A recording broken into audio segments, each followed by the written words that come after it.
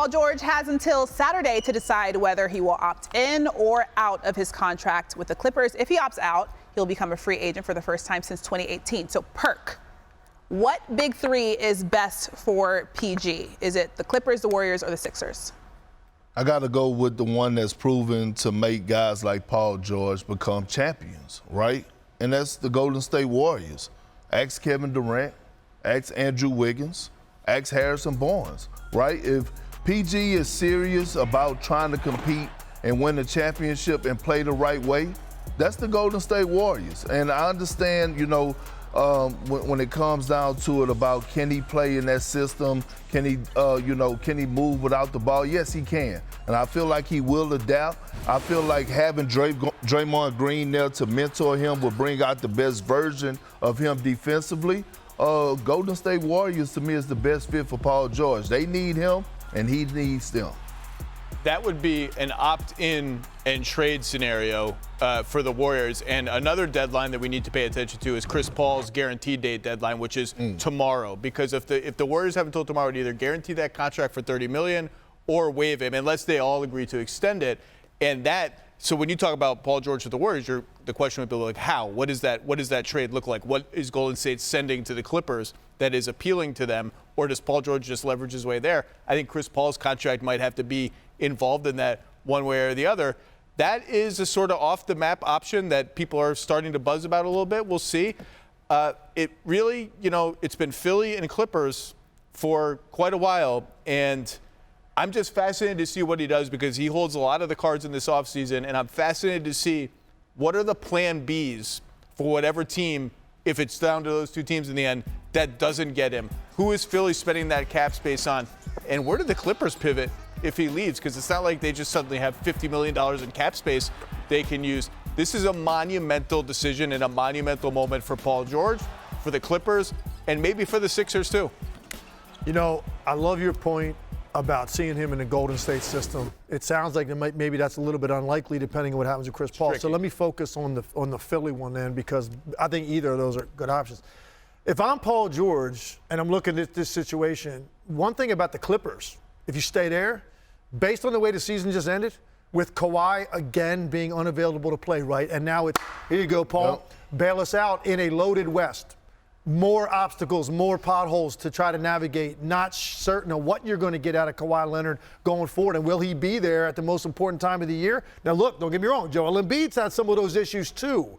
Agreed. But you also do have that other guy next to you, too, and Tyrese Maxey, who's not anymore a projected star or emerging star. He's a star. He's young, too. That's like the Clippers are starving for that kind of youth on Yes, agreed. So and look, Philadelphia is not the easiest place in the world to go and play and perform under the pressure of the playoffs. That is a city that's starving for an NBA championship. Yeah. And it's not easy. It's not for everybody. You better have thick skin to be able to go do that. And Paul George's playoff performances in the past have been inconsistent. So that's something maybe he's going to weigh. Like the market, the city, he's comfortable where he's at. Maybe the Clippers are just easier for him. We're going to know a lot more about where Paul George's mindset is in terms of how badly he wants to win based on what happens with him. So let me toss this around, right? If you're one, like Paul George got to ask himself and be honest, what do he want to do? Like, if you're serious about winning a championship, then the Clippers are not for you, in my opinion. But didn't he say on his podcast that he didn't? He said he cared about style of play. He said he just want to play and not necessarily the right a championship. What is the right way? Right. But Zach, Tim, like, let me ask y'all this, Legs and Zach. If Paul George stays with the Clippers, do they actually have a chance at winning the championship? I don't know. Okay, if he leaves, it's the same result. For the Clippers or for Paul George? For the Clippers. Like, if Paul George stays, I don't think no one here has to. Look, if it's just run it back time and it's Harden and PG and Kawhi a year older, a year with another injury under their belt for Kawhi, it's like, it's just hard to see that. We've just seen the movie. You'd have to suspend reality. We've seen to make that argument that you think they can run through. They've won 2 months of the playoffs and win a championship. They've won 3 playoff series in 5 years. Yes. And Christine, to your point, he said that, like, he just want to play the right way. What is his definition of the right way? Like, is there another episode coming where he elaborates on this? Right. Like, what is the right way? I mean, Kawhi was out.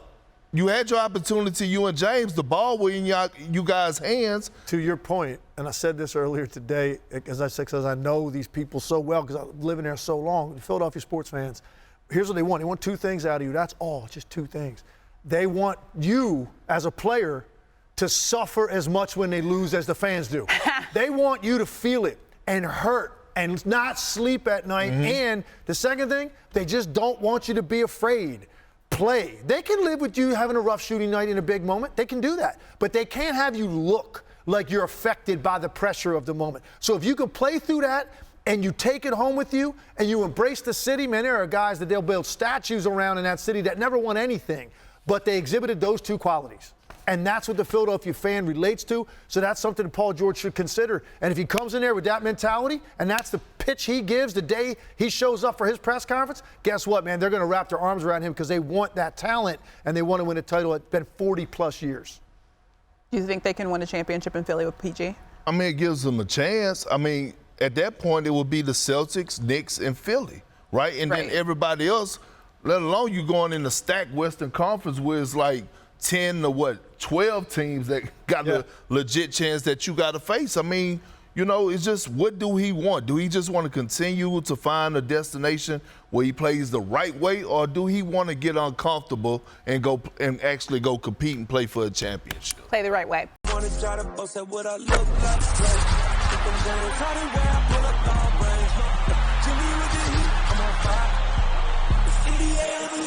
fire.